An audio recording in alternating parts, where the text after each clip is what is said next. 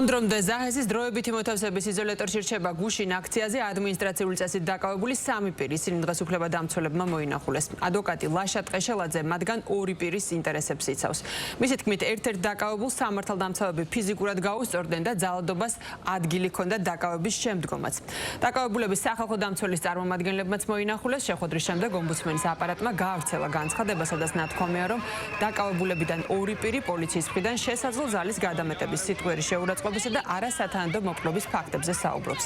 ომბუდსმენის აპარატმა შემდგომი სამართლებრივი რეაგირების მიზნით სპეციალურ საგამოძიებო სამსახურსაც მიმართა.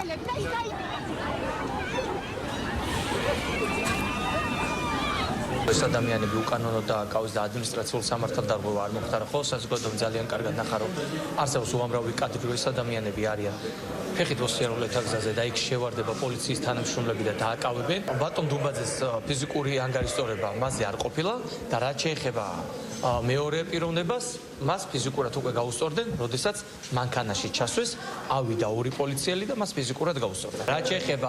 რაც შეეხება სისხლის კვალს, რაზეც გუშინ საჯარო ინფორმაცია გავრცელდა, ჩემთვის როგორც ცნობილი არ და განმიმარტეს, ეს სისხლი მათი არ ყოფილა.